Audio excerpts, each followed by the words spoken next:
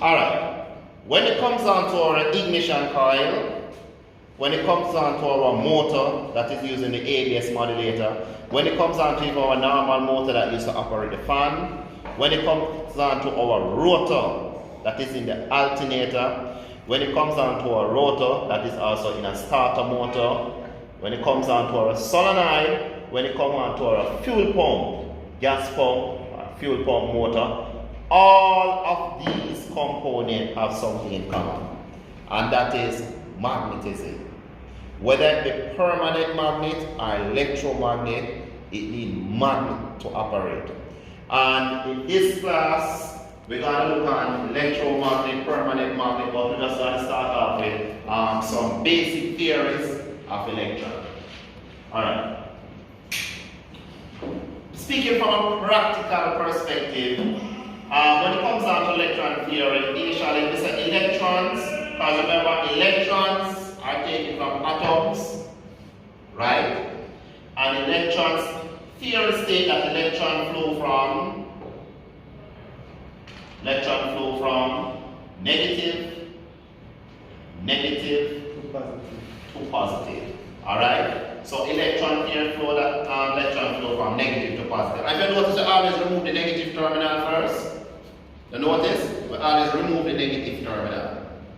And then the positive terminal. Now when we're putting in the battery, we put on the positive, then the negative. So that's where the electron theory concept comes from, and we practice it in reality.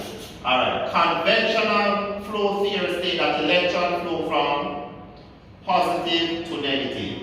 But this was actually a theory that developed by engineers over a period of time, and everybody stuck to it, everybody worked with the concept, everybody worked with the principle, but when they actually carried more scientific experiment, they found out that electron actually flow from negative to positive and not from positive to negative. But because this theory is so embedded in so many research development, and it makes up the fundamental principle of many things, they just say, look here, let us stick with it. So they have conventional theory and electron theory. Just remember one. Electron flow from negative to positive, that means the other theory must be the other one. Alright? Alright, good. We're going to look at types of magnet. And people, magnet and magnetism is extremely important. Alright? Permanent magnet. And I look at demagnetization. And the reason why I really highlight demagnetization, because many times we might have some sensor like the speed sensor, transmission speed sensor, ABS wheel speed sensor, and even cam sensor and crank sensor that operate inductive pulse. These things are permanent magnet, and sometimes when we have these sensors, we throw them in our tool pan or we throw them on our tools, it can demagnetize the sensor, weaken the sensor, or if it exposes them to heat, it can weaken out the sensor. Alright? So we tend to highlight this. A permanent magnet is an object made of material that is magnetized and creates its own persistent magnetic field. Alright? So the speaker, when you disassemble the speaker, you know that magnet right there? Permanent magnet. And this is taken from Wikipedia. Alright. All magnet must have a north pole and a south pole. Alright? And remember we said that with magnet now we said light pole, that means north to north. If these two sections come together, they will what? Repel each other. And if north to south come, it will tend to attract to each other, contract to each other. Very good. And that's how we get all our electromagnetic component to operate. Because what really happened now? The stator become north, south, and this now, the frequency constantly changing, or the magnetic field constantly changing. So you find that it's contracting and repelling, so it causes a rotation. Alright, so this is our magnet. Which method can be used to demagnetize? Alright. Once a ferromagnet material has magnetized, this magnetization theoretically remains for unlimited, it's a theoretically, that means a reality, theoretically, unlimited time. A magnetic material can demagnetize using the following method. Heat. You remember I said about the sensor then? So if you have a turbocharger and a supercharger carry a cable with a hot heat around it. Because if you run close to certain area sensor there, or if you have store certain component in certain area, the heat will damage the magnet tonight. So heat. Some vibration, hammer blow that can cause slight reduction in magnetism due to their own magnetic field. Demagnetization using an extremely applied alternating decrease in magnetic field. Moving the magnetic field by applying magnetic field with the opposite polarity beyond polarity. Alright, so these are some methods. Reversal of subsequent stopping the field source. The magnetism in the component jump to virtually 0 point if the setting is metered exactly. Alright. This method is known as knockdown demagnetization. So we have various methods to demagnetize, that means to cut it, but we don't want to read. The reason why I highlight it because we can have our sensor and our component and we put it, store it in certain area and put it in certain place. When we come back later, the sensor will go. And then now, it's we start to scramble all over the place and say, what we do wrong? Or the component not working because we're storing our sensor problem. Alright? Electromagnet. This one now people, we can't live without electromagnet. Without electromagnet, you'll not be hearing me. Without electromagnet, the alternator can charge the vehicle, this car. Without electromagnet, we would have no fan. Without electromagnet, there is no EV vehicle. Electromagnet is the word. Without electromagnet, there is no solenoid. There is no wiper motor. Electromagnet is the base of everything. And what is so nice with electromagnet? The strength of the magnetism, the magnetic field, can be adjusted. It can get stronger and weaker based on the conductor size and the quantity of voltage and the core winding. We can strengthen and weaken it. Remember now, when we go to a thing there, I don't know if sometimes I watch some vehicles, when they crush them and then actually take them up. It's actually electromagnet, you know. It's electromagnet they use and take up those we are speaking of. The safety thing that we have on our door is electromagnet, and I'm going to put it in our swipe, electromagnet. Alright? Electromagnet is a type of magnet which magnetic field is produced by electric current. Remember, current measuring what again? Amps. Amps, very good. Electromagnet usually consists of wire wound in coil. Alright, that means some wire upon and some iron core. A current through the wire creates a magnetic field which is concentrated in the hole in the center of the coil. The magnetic field disappears when current is turned on. So basically, it's like our solenoid or our injector. When they apply voltage, we inject a open. The magnetic field actually will cause some form of repelling. Now when we say light pole attract and light pole repel. So north to south attract, but north to north repel, south to south repel. So our injector now, when they actually apply voltage, well, they have a couple methods. They can actually create the voltage and make the magnetic field attract to the next component. But it's when they stop supply voltage to the injector, where that click sound is actually spring, is drawing up the needle, pulling up the needle. Alright?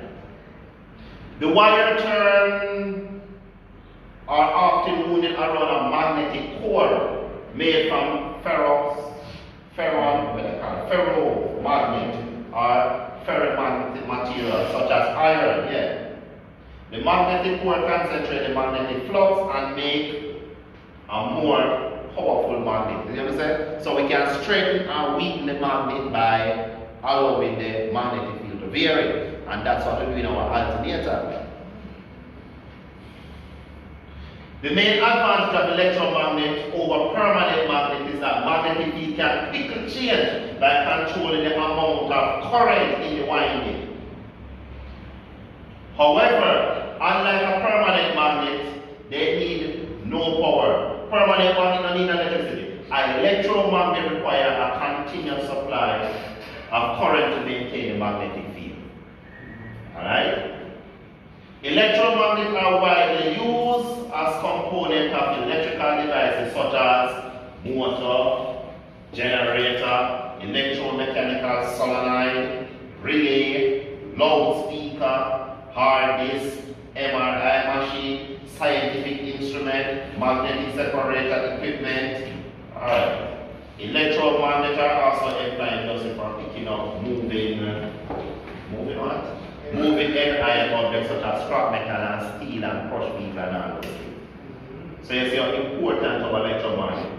This is the basic principle of electromagnetism. When you go home, take a nail, take a piece of wire, wrap it around the nail, and then just apply a positive, negative, and the nail become magnet.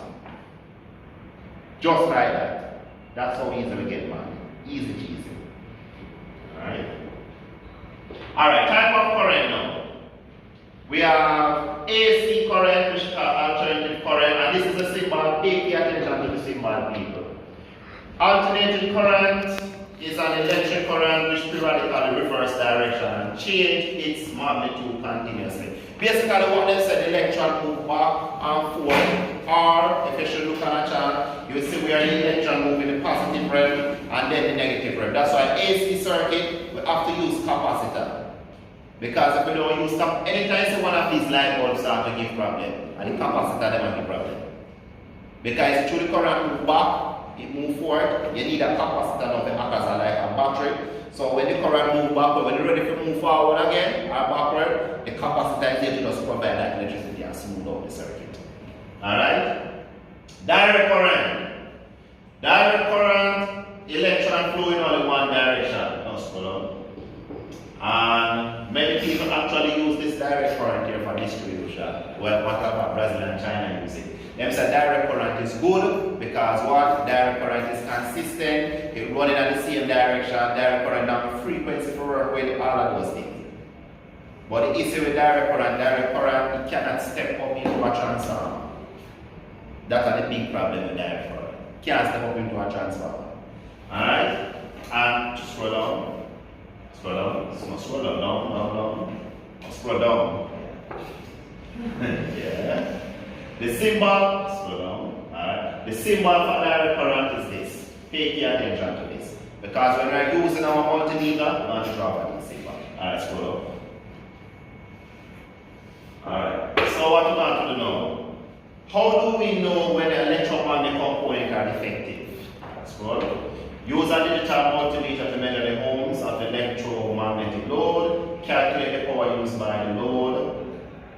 Used by electromagnetic device and measure amps consumed by the magnetic wave. Alright? So, let's just demonstrate how this electromagnet works. Right here, we have a power supply, which is a battery.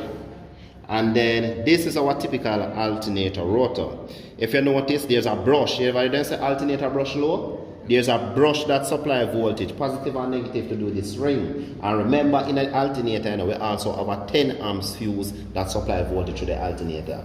The reason why the alternator needs the voltage to start generating electricity, because if you should put this right here, see it? There's nothing. Come, try it. Try nothing. But remember, how do we generate electricity by magnetic induction? When we have magnetism around a coil winding and the magnet turn to generate electricity, right? So currently there is no magnet. So when we turn on the ignition now and start the vehicle and we supply magnet now, we supply voltage to the ring right here. Come, put the nail on it. See it? Big difference. Magnetic field. Put it on the side, man. Let them say it actually stick. See it? Put it back again. So that's how the alternator works. So you see why we need the voltage to go to the alternator for this, because currently this is not magnet, so the alternator cannot work without a voltage supply. And if there's no magnetism, it cannot induce voltage within the coil winding.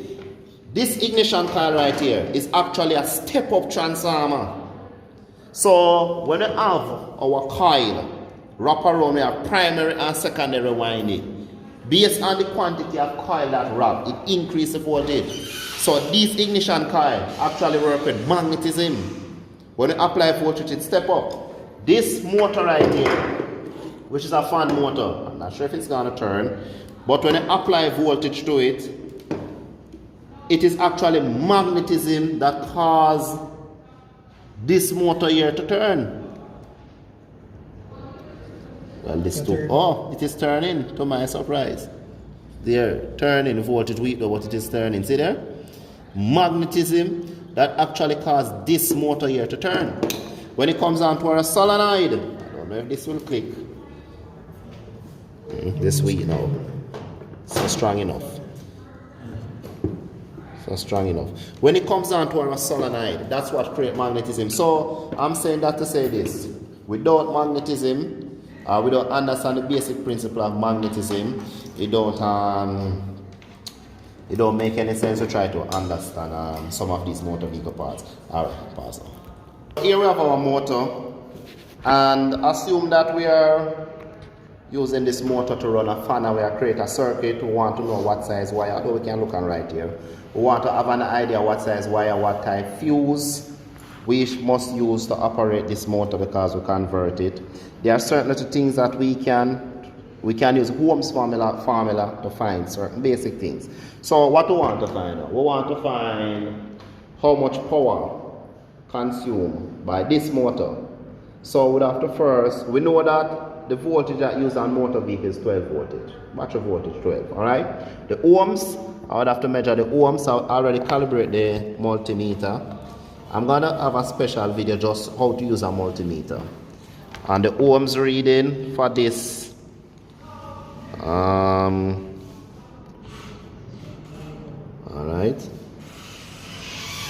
13, I take long to stable, 12, 12. So we just run after 12.1, and this is not kilo. So we know that the voltage on motor vehicle is 12. We already, the resistance, which is measured in ohms, is also 12. So the amps in the circuit, therefore, the formula would be 12 over amps times 12. That cancels that. So the amps would be 1. So 1 amp is actually used in the circuit. So we find the amps first by using Ohm's law. But what we want to really find is the power. And what is the formula that we use to calculate power? It is W equal V times A, which is amps. Power equal voltage, or what, is 12 multiplied by the amps is 1.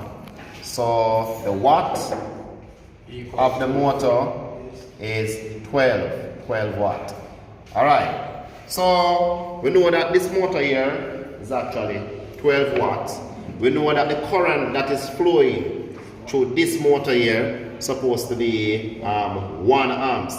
So the thing is that if we should measure the current flowing through this motor and we are getting more than 1 amps or way above 1 amps, we know that the resistance in this motor probably is too high in operation and the motor is weak. Alright. So here we calibrate our multimeter to measure current. Black remain the same. We put it on amps.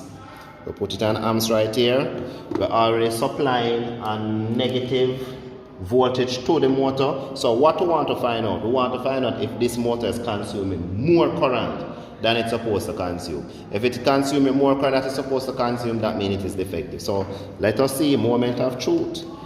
Let us see our amps reading. So this motor is actually using 0.7 amps. So this motor is technically good. But the bearings sound kind of rough.